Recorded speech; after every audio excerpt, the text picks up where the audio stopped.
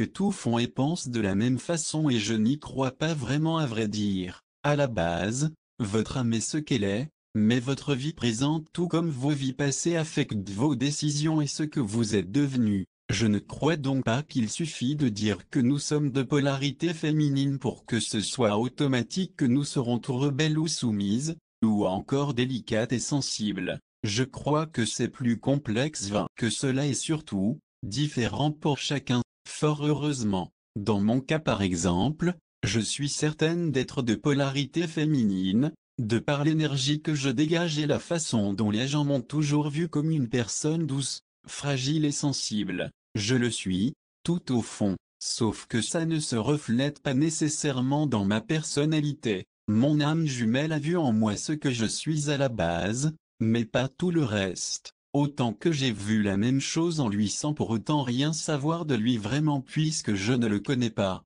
Nos expériences sur Terre, nos traumatismes comme nos joies et nos apprentissages, ont fait que nous n'avons plus que très peu de choses en commun avec cette personne que nous étions enfants. C'est d'ailleurs le but en nous incarnant, grandir. Il est dit que les pôles féminins auront tendance à être la flamme jumelle éveillée, celle qui est consciente de ce qui se passe. Ce serait dû à sa sensibilité. Sauf que dans mon cas, si moi j'ai compris plus rapidement ce qui se passait exactement, lui a su et accepté bien avant moi que ce que nous vivions était le grand amour. J'ignore s'il sait précisément que nous sommes des âmes jumelles, je ne crois pas à vrai dire. Je sais par contre qu'il est conscient de notre connexion depuis la seconde où il m'a vu. J'ai de la chance, j'ai des informateurs très bien placés là-haut. Lorsque je l'ai vu, j'ai d'ailleurs immédiatement vu la puissance de ses dons. Ils sont bien plus forts que les miens, ce qui me fait dire qu'il en est sûrement conscient. Ce n'est pas le genre de choses qui s'ignore vraiment. Et donc, si on suit ce raisonnement, il est sûrement lui aussi au fait des phénomènes extraordinaires que nous avons vécus, ce qui, selon les croyances populaires, serait typique de la flamme jumelle éveillée. Peut-être un jour je pourrai démentir ou infirmer cette rumeur, puisque j'ai la certitude que nous sommes tous deux bien éveillés, et ce, depuis le début. Or, il n'y a pas de doute là-dessus, lui est de polarité masculine. Le rôle de la flamme éveillée n'est donc pas obligatoirement attribué au pôle féminin. L'illuminé et le coureur dans cette section, je vais résumer ce qu'est censé être l'illuminé, la flamme éveillée ou encore le chasé ou le planeur, et suivra, le coureur. Sachez toutefois qu'il peut arriver que les deux flammes soient éveillées,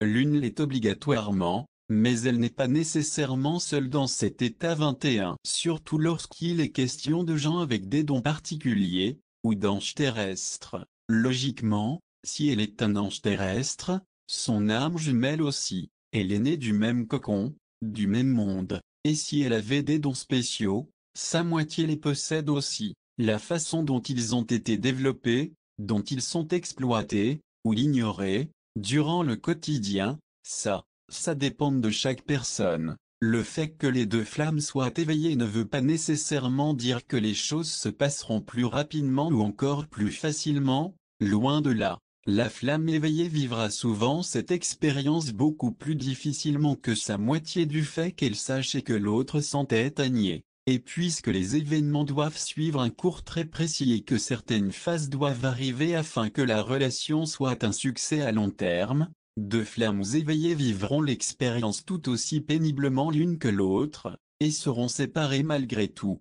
L'illuminé classiquement, c'est la flamme éveillée, celle qui comprend en premier ce qui se passe réellement. Il s'agit plus souvent du pôle féminin dû à sa plus grande sensibilité, mais pas obligatoirement. Même si la réalisation se fait plus rapidement pour elle, elle n'est pas instantanée. Il y a bien sûr cette certitude qu'elle se trouve face à l'homme ou la femme de sa vie, sans pour autant ressentir ce qu'elle croyait jusqu'à présent être de l'amour. Alors un questionnement s'enclenche. Sans doute qu'elle laissera de côté cette idée, croyant être victime de son imagination un peu comme moi, mais éventuellement, elle n'aura plus le choix. Les choses se précipitant, elle sera guidée vers la réponse ou encore elle ira la chercher d'elle-même. Elle comprendra, or elle sera dans l'incapacité de prendre le contrôle de la situation. soit les circonstances l'en empêcheront, soit les anges l'en empêcheront, quoi qu'il en soit,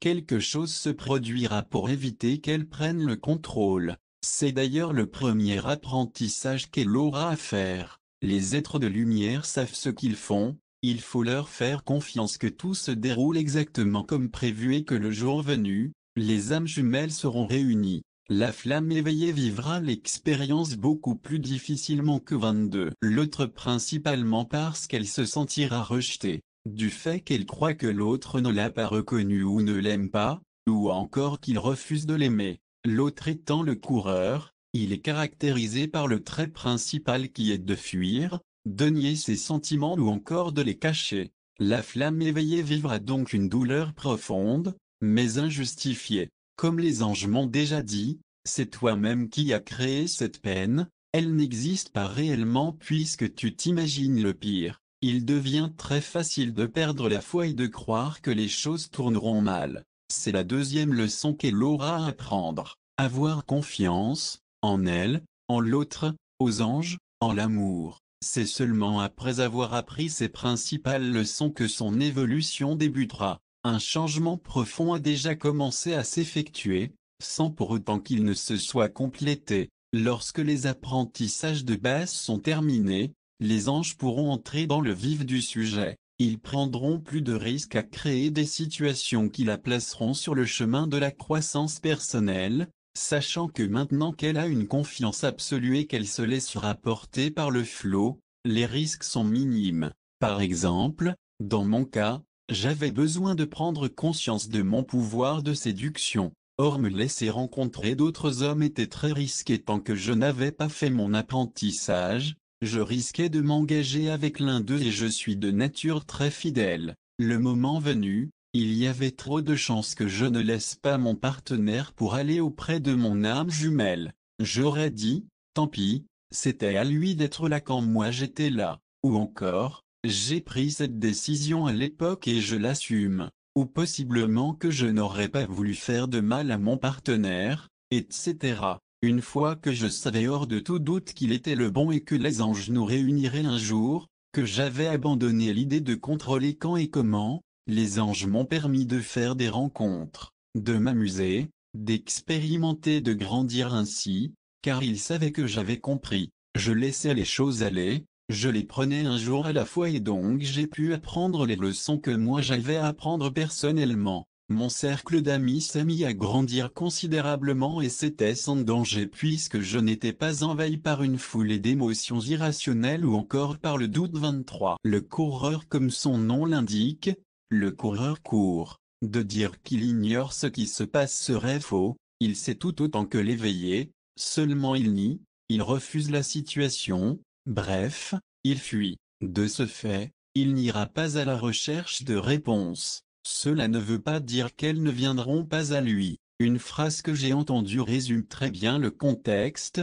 Le chassé sait, le coureur ressent. La puissance de ses sentiments est démesurée, vraiment. Il ne les comprend pas et pour la plupart, ses sentiments seront terrifiants. La situation les dépasse et ils ne savent pas comment réagir. Il devient donc plus facile, ou de s'enfuir, ou encore de ne rien changer à leur vie qui leur convenait parfaitement avant cette rencontre fulgurante. Il n'en demeure pas moins qu'ils vivront les mêmes phénomènes déstabilisants, et que leur apprentissage a commencé malgré tout, peu importe à quel point ils tenteront de garder le contrôle. Comme l'éveillé accepte les sentiments plus rapidement, elle les laissera s'épanouir, contrairement au coureur qui les combattra. C'est comme Ulysse face à Goliath. Il lui vouera une lutte sans merci, mais sans avoir vraiment de chance de l'emporter. Comme je le dis souvent, lorsque notre cœur est envahi par les émotions, ça demande bien moins d'énergie de simplement tout laisser sortir plutôt que de se battre sans fin pour tout garder à l'intérieur. Ça finira par sortir de toute façon. Vie antérieure. Il existe une certitude absolue lorsque l'on parle de vie que l'on partage avec notre âme jumelle. Notre dernière vie sur Terre sera avec elle. Notre révolution presque achevée, le dernier bout de chemin ne peut s'accomplir qu'en compagnie de notre moitié, car une fois soudés ensemble à nouveau, elles ne se sépareront plus jamais, ni dans ce monde ni dans l'autre. C'est pour cette raison que l'on dit que le temps n'existe pas de la même façon pour les âmes jumelles, parce que la relation ne se termine pas après la mort. Une vie sur Terre représente peut-être une année seulement dans une vie de l'autre côté. Les âmes s'unissent donc dans cette dernière vie pour 24, progresser ensemble et atteindre un niveau plus élevé sur le plan astral et spirituel. Plusieurs lui diront que c'est la seule vie où elles seront incarnées ensemble, mais en fait, je vais oser vous dire le contraire, parce que moi je sais que j'ai vécu au moins 3 vies avec mon âme jumelle. Je ne saurais dire dans quelles circonstances, ou encore ce qui s'y est passé puisque je n'en garde aucun souvenir. C'est seulement une certitude intérieure en laquelle je dois croire. Longtemps avant de le rencontrer, mon ange me disait que nous avions vécu des vies antérieures ensemble. Il me l'a dit si souvent qu'il n'y avait plus le moindre doute dans mon esprit. C'est donc possible que vous et votre âme jumelle ayez déjà vécu ensemble. En ce qui concerne les autres vies, habituellement, la flamme jumelle qui n'est pas incarnée sur Terre restera aux côtés de l'autre afin de la guider dans sa vie et de la supporter. Puisque ce n'est pas mon cas en ce moment, et que je n'ai pas de souvenir assez précis de mes anciennes vies, je ne saurais vous dire si vous pouvez ressentir sa présence aussi fortement que dans les cas où vous êtes tous les deux incarnés. Or la puissance de l'énergie qui vous lie me porterait à croire que vous ressentirez son amour, peut-être même des caresses ou des baisers. Aussi, une croyance assez répandue, que mon ange a d'ailleurs confirmé, est que les âmes jumelles quitteront ce monde en même temps, ou du moins dans un laps de temps très rapproché. La raison étant que les êtres de lumière veulent éviter des blessures à l'âme, des dommages si importants causés lors de votre vie sur Terre qu'ils restent lors de votre passage de l'autre côté comme une cicatrice. Mais je reviendrai sur le sujet dans la section de la séparation.